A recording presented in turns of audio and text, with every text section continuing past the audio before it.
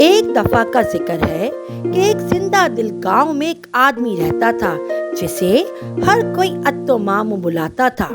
وہ اپنی بڑی گرم مسکراہٹ، اپنے مہربان دل اور سب سے بڑھ کر کبوتروں سے محبت کے لیے جانا جاتا تھا۔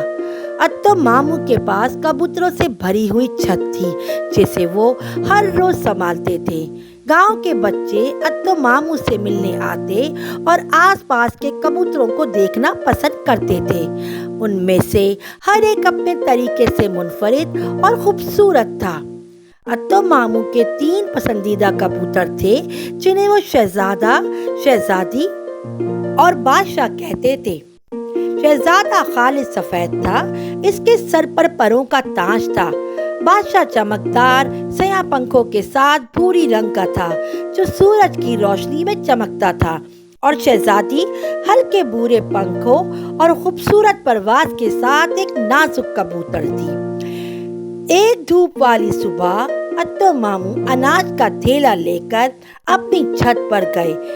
جیسے ہی انہوں نے تھیلا کھولا تو کبوتر چوٹ سے نیچے پھڑپھڑانے لگے۔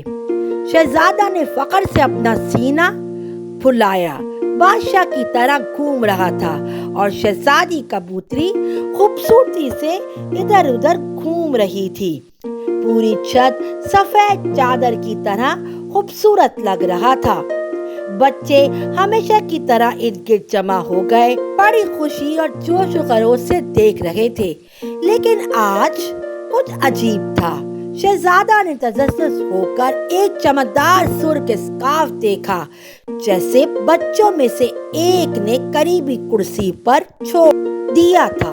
اس نے سوچا کہ اسے پکڑ کر دکھاوے میں مزہ آئے گا، اس لیے اس نے جلدی سے نیچے جھپٹا، اسکارف کو اپنی چوٹ سے پکڑا اور اونچی اڑان بھری۔ ہر کوئی حیرانی سے دیکھنے لگا۔ ارے نہیں شہزادہ، میرا اسکارف کے ساتھ واپس آؤ، لڑکی نے اپنے ہاتھ ہوا میں لہراتے ہوئے بولا۔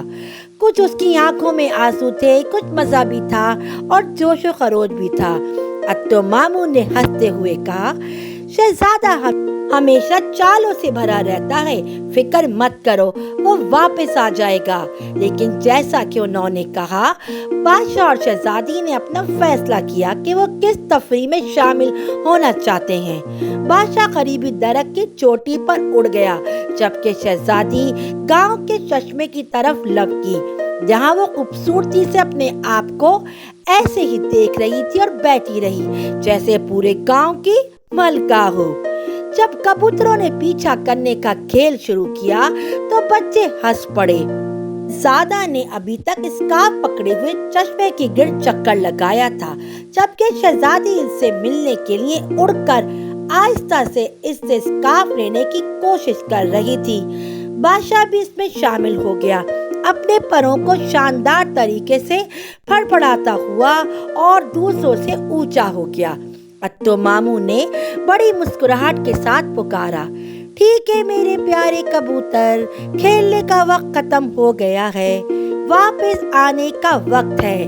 لیکن کبوتر اتنا مزہ کر رہے تھے کہ انہوں نے اسے نہ سننے کا بہانہ کیا۔ اپنے پروں کو پھڑپڑاتے ہوئے اور چہچہاتے ہوئے جب وہ اپنا چھوٹا سا کھیل کھیل رہے تھے، سب خوش ہو رہے تھے۔ چند منٹوں کے بعد شہزادہ نے آخرکار اسکارف کو گرا دیا اور وہ آہستہ سے نیچے اترنے لگا۔ لڑکی نے اسے پکڑ لیا۔ ہنستے ہوئے شہزادہ کبوتر کا شکریہ ادا کیا۔ ایک ایک کر کے کبوتر اتو مامو کے پہلو میں واپس آ گئے، نرمی سے ٹھوستے ہوئے اور بس گھس گئے۔ اتو مامو نے ان سب کو تھپکتے ہوئے پیار سے ایسی تھپکی دیتے ہوئے کہا، تم ایسے شرارتی ہو، لیکن یہی چیز آپ کو بہت خاص بناتی ہے۔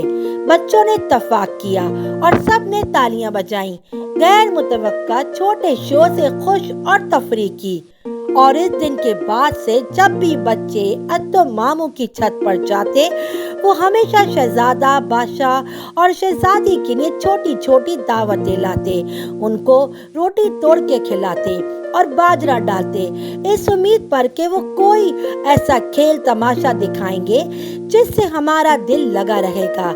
अत्तो मामू के कबूतर कभी मायूस नहीं होते थे, उनको मोहब्बत थी उनसे और वो बहुत खुश होते थे शाम में और सुबह के टाइम कबूतरों को जब खोलते, उनको दाना डालते, वो बड़े फ्रेश हो जाते, दूर तक आसमानों में कबूतरों की टुकड़ी बनी हुई देखते रहते और बुलाते, आओ आओ आओ। ये एक उनकी बड़ी ही मज़ेदार किस्म की एक्टिविटी थी। वो रिटायर होने के बाद यही काम करते थे, कबूतरों को दाना डालते थे। कहते हैं कि जब उनका इंतकाल हुआ मामू का, तो कबूतरों को उनसे इतनी मोहब्बत थी कि वो उनकी कब्र पे जाकर बैठ जाते थे। जानवर भी सीने में दिल रखते हैं, वो नजरें पहचानते हैं, देख लेते हैं कौन किससे कितनी मोहब्बत कर रहा है, और वो जब देखते हैं कि जो बंदा उनसे मोहब्बत कर रहा है, उनको खाना खिला रहा है प्यार से, तो वो उनसे मायूस हो जाते हैं और वही पुरानी जगह पे जाके बैठ जाते हैं।